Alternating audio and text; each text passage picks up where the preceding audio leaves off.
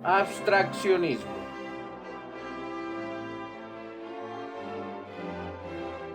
Se conoce como abstraccionismo al movimiento pictórico que elude la figuración de la naturaleza o de los objetos, para sugerir un significado más trascendental que guarda relación con el estado anímico del artista, evocando emociones al espectador que se comunica con la obra mediante el proceso de abstracción. Esto significa que la psiquis da el paso de las simples formas presentes en la naturaleza a una realidad subyacente que despierta determinados estados emocionales. Cabe añadir que la abstracción es una capacidad exclusivamente humana. Es complicado trazar una línea divisoria entre el arte figurativo y el arte abstracta, pues se puede dar el caso de una obra abstracta que tiene como sujeto un elemento de la realidad y a la vez una obra figurativa que tiene una función expresiva y elude por completo la cárcel de las formas. No obstante, la obra es un acto comunicativo que se completa en presencia del espectador, quien interpreta con libertad el contenido del cuadro. Para comprender el abstraccionismo es importante diferenciar la abstracción de la figuración, para lo cual es necesario definir qué son los signos icónicos y los signos plásticos. Los signos icónicos hacen referencia a un elemento extraído de la naturaleza o de los objetos. Por ejemplo, el color azul es icónico si representa el mar, o plástico si evoca la soledad y el frío. Aún así, en una obra se pueden mezclar signos plásticos e icónicos, y la predominancia de unos sobre otros marca la relación del artista con la realidad y el carácter de la obra. En ese espectro de posibilidades encontramos artistas obsesionados con la figuración de las formas presentes y otros cuyo principal objetivo es representarnos una realidad alternativa que para algunos pertenece al reino de las formas puras. En palabras del artista ruso Kazimir Malevich, cuando la conciencia haya perdido el hábito de ver en un cuadro la representación de paisajes, Madonas o Venus impúdicas, veremos la obra puramente pictórica. En la realidad del arte, la pintura se ha dedicado a reproducir formas visibles de la realidad, cumpliendo una función figurativa.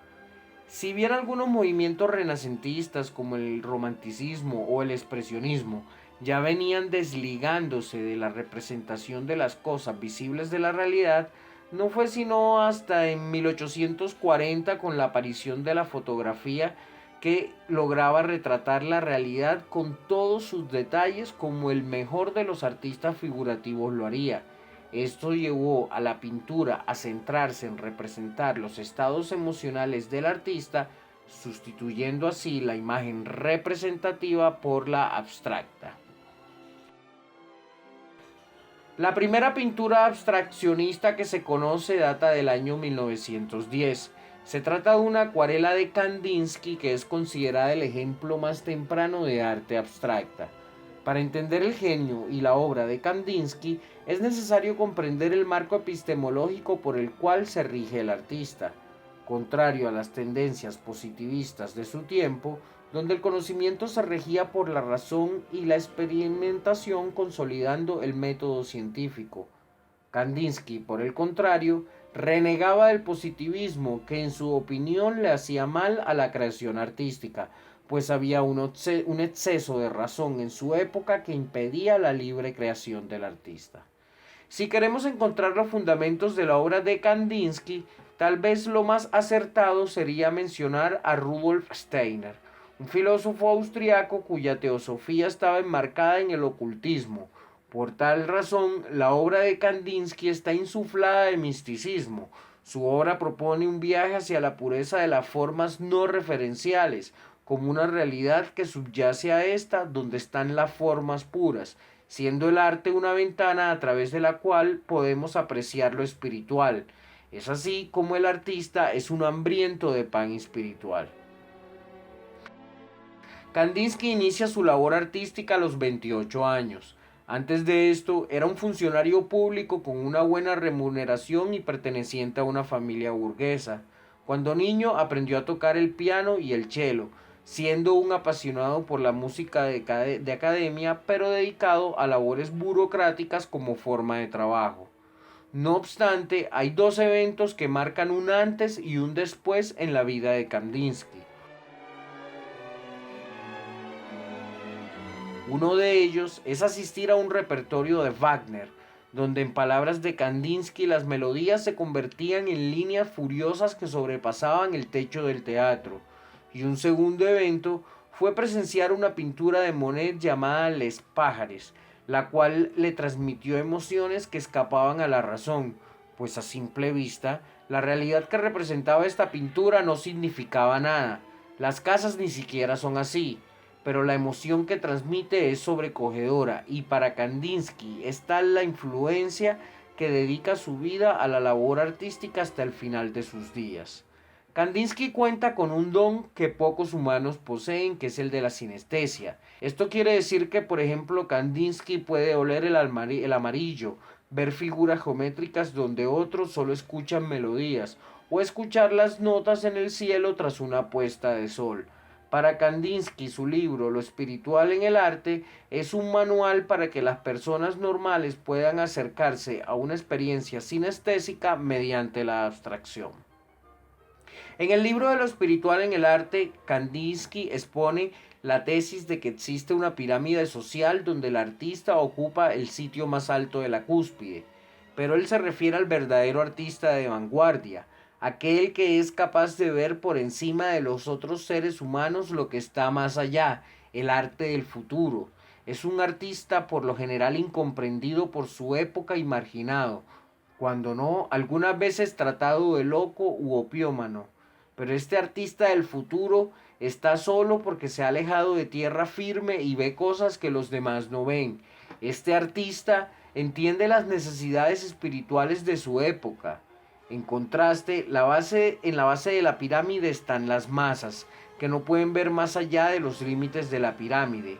Son humanos dedicados al goce material con gustos simplones. El arte es pan espiritual para no morir de mecanicismo. Insufla el alma de vida. Para entender la obra de Kandinsky es necesario educar la mirada. Según Kandinsky, los colores se acercan y se alejan de ti de acuerdo a su tonalidad, donde si imaginamos a los colores como temperaturas, el amarillo salta hacia ti, es un color agresivo, mientras que el azul es un color espiritual que se regocija en el lienzo alejándose del sujeto. Luego están la línea, el punto y el plano. El punto es el principio de todo, desde el cual se liberan todas las otras formas. Por esto, un punto capta la atención del espectador. Cuando el punto se desplaza, genera una línea. Entre más gruesa, más grave suena. Y a mayor longitud, mayor duración del sonido. Y la curvatura de las líneas representan cambios en la tonalidad. Luego, las figuras geométricas tienen colores, como el triángulo que resalta a la vista como el color amarillo, y el círculo que es concéntrico y se recoge en sí mismo con el color azul. Al igual que el color, las figuras en el cuadro tienen movimiento que dependerá de su posición en el lienzo. Las figuras arriba flotan, mientras que abajo hay más gravedad y se siente la tensión por falta de movimiento. Así, la derecha es la zona más cómoda y la izquierda es la libertad. Así, lo que está a la izquierda son figuras libres, además está la tensión que deforma las figuras generando la sensación de movimiento. Es así como una obra de Kandinsky se parece más a una melodía de Wagner que a un cuadro de Monet. Y en general, el arte de Kandinsky es asociada con composiciones musicales hiladas de manera magistral en un lienzo que escapa a los límites del cuadro, pues las figuras tienen movimiento, color, música y olores. De esta forma, se establece una relación entre la pintura y la música, siendo esta última un arte superior que escapa al imperio de las formas y en ese sentido es libre. En 1915 aparece un gran artista llamado Malevich. Expuso cuadrado negro sobre blanco con un nuevo estilo que se denominó suprematismo, el cual desprecia el virtuosismo pictórico y aboga por una pintura pura que sirva de medio para construir imágenes nuevas. En 1916 aparece el dadaísmo, que se revela en contra de las formas convencionales en la pintura y en la literatura. Ellos estaban hartos de las academias y los talleres de arte que no eran más que laboratorios de ideas formales. Hacer arte de manera azarosa, pues así es como se revela el alma mediante un acto de libertad que parte del inconsciente mismo, donde las formas le sirven al espíritu y no al contrario. En ese sentido, el dadaísmo fue una revolución antiartística.